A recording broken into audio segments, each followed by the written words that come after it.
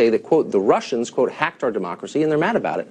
Joining us now is one of the members who signed that letter, House Intelligence Committee ranking member Adam Schiff of Burbank, California. Congressman, thanks a lot for joining us. Good to be with you. So one of the complaints in this letter, which is pretty interesting, is that Russia, and I'm quoting now, hacked our political institutions by, among other things, giving us access to John Podesta's emails in WikiLeaks. Now, I'm against hacking people's personal emails, for sure. I think it's a problem. But no one contests that those emails were real and the information in them was true, and voters got to see that, and it helped them assess how they wanted to vote.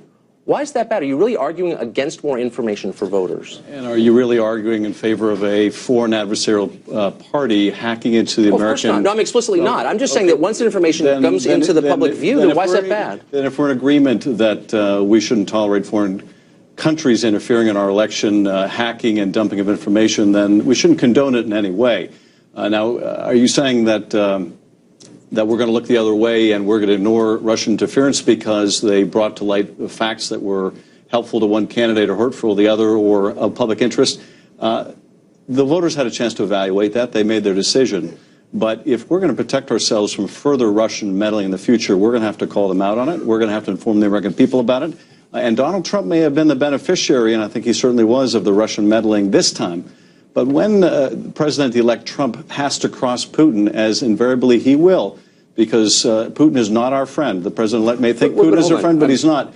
Then he may be the subject of the same interference. I get it. Nobody's for hacking. Let me just make one clear point. You don't know that Vladimir Putin was behind those hacks. Well, we do know this, and I can say this. But you don't know that, so let's not pretend that you do. Well, let's not ignore what the Secretary of Homeland Security and the Director of National Intelligence said publicly, which is that these hacks were of such seriousness they could not have taken place without the approval at the highest levels of the Kremlin. That's speculation, and we've seen well, it is speculation. It is not speculation. You can only say speculation. It's a statement of fact? It is a statement of the intelligence community's best assessment, okay. and you can quarrel with that because there's a political reason to do it, but this is what the intelligence professionals are saying. Well, they've told us a lot. You know, I've lived here a long time. I remember vividly the massive stockpiles of WMD in Iraq, which the intelligence community assured us were there, and they weren't. So, pardon me for my skepticism. I think it's a patriotic position. But let me just say this: we know. Tucker, let me just say this: you don't have to take my word for it. You don't have to take I've been following, but here's what I don't get. There's been a lot of hacking. Ask the Republican members of the Intelligence Committee. But here we've had hacking think this is in dispute. of the Pentagon, the White House, the State Department. The CIA director's personal email was hacked. We think in some cases by Russia. I don't remember you holding a press conference and saying, hey, Obama administration, your cybersecurity is pathetic. In this letter to the president, you don't mention the fact that American cybersecurity is inadequate, that the administration is partly responsible for allowing these hacks to happen. Why don't you mention that? You haven't been watching the opening hearings. I have. I don't think you have, because if you had, you would see me pressing the administration on the failures to protect our data, like the OPM hack, taking issue with the level of our cyber protection, which is wholly inadequate. You wouldn't see the statements I made in connection with the intelligence authorization. Then why not mention it in this letter? Because this letter was about Russian meddling. And if you don't think that's significant, that a power that is an adversary of ours, that's bombing civilians in Syria right now, that's invading its neighbors, is also interfering in our political processes, as well as our allies. But if you don't think that's serious, it's hard for me to imagine you're in the same party as Ronald Reagan. I'm confused by what you're alleging. So you're saying that you believe the Russian government hacked John Podesta's emails and that voters knew too much, okay?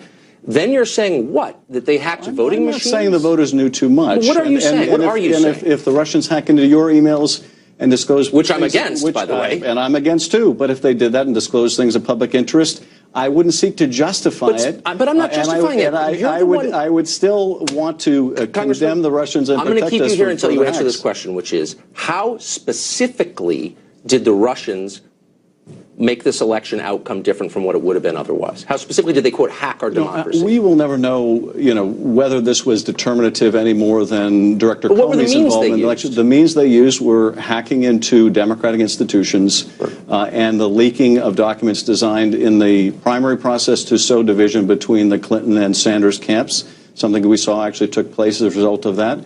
And then in the general election to attempt to discredit Secretary of State Clinton in a way that would harm her and would help Donald Trump. How did they do that? Well, it was pretty obvious, wasn't it? They hacked, they released documents that were real. Oh, yes, they were real, and they were ones that were damaging to Secretary Clinton. Can you point to documents that they disclosed that were damaging to but are the you Republican arguing? Party? Let's just get to the bottom line. You're upset because you think this affected the election. I get why you're upset. But are you arguing that voters, and other reasons too, but are you arguing that voters should not have seen that information? This is an important point, though. It's not just the fact that it damaged the candidate I was supporting. All Americans, Democrats and Republicans, and particularly, of the party of Reagan, ought to be concerned when we have Russia interfering in our political affairs. But are you arguing that voters should not have had the right to see that information? If you could take it back, would you say voters, you're not allowed to see that information? Well, I would say that we ought to stop Russia from doing this. Now, whether the press should publish the information or not, do you think they shouldn't? That is a different question. I think that there are some cases where the public interest is so great they should publish. But I also think, and this was an issue I took with the press during the campaign, that when they do publish information that the Russians have hacked and the Russians want us to see, they ought to inform the public of the provenance of those emails. But they don't know it, and neither do you. You don't know that. You don't know that the government. I think it's really irresponsible for you to say you know that the Putin government did this. You know what is irresponsible, Tucker, for you to make that claim without looking at the evidence, and more importantly, you can't say that you know the Putin government did that. More importantly, for the president-elect today. To say that he doesn't know whether the Russians. Look, you're on the Intel Committee. Let me just ask you one final question. Can you look right into the camera and say, I know for a fact the government of Vladimir Putin was behind the hacks of John Podesta's email? Absolutely. The government of Vladimir Putin was behind the hacks of our institution and the dumping of information. Of John Podesta's email. Not only in the United States, but also in Europe. Okay, you're not. You know what? You're dodging. And Tucker, no, look and say, I know they did. John Podesta's emails. They hacked those. And I think that Ronald Reagan will be rolling over his grave. You're carrying water for the Kremlin. I'm not carrying water for the. You're a sitting member of Congress on the Intel Committee, and you can't say they hacked. You're gonna have to move your show to RT Russian television because you know what? This That's is perfect. Just so this is beneath your placed. office because it's so dumb and you're being duplicitous. I'm asking you, did they hack Podesta's emails? And you can't say it. Personal insults like that, Tucker. You just said I was carrying. You said I was carrying water for Putin. That's pretty hilarious. When you essentially are an apologist for the Kremlin, that's what you're doing. I'm an apologist.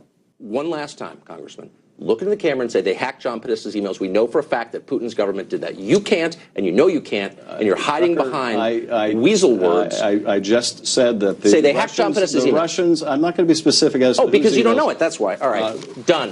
One. You don't know it, and you're alleging it without any evidence, and it's wrong. You're ignoring the evidence because you don't care. The fact that it helped the Republican candidate is all you need to know. Apparently, that's totally false. I just think if you're going to make a serious allegation about an actual country with an actual government, you ought to know what you're talking about, and you don't. And I think that you ought to accept. I got to go. I'm taking cash from Putin now. I'm on RT. Republicans on the Intelligence Committee have seen for a fact. If you could say it, you would, and you can't, and you know that. If you're willing to be in denial about this because it suits a Republican-elect president, okay, whatever. You can blather on all you want, man, but I gave you a chance to state it clearly, and you wouldn't, which tells you everything you know. You, all right, or a president-elect. Okay. Not very much, apparently. I appreciate that, Congressman. And now I need to take a call from Vladimir Putin, so I'm going to put you on hold for 1 second, do this tease. Some of the electors who will pick the president in 2 weeks are receiving death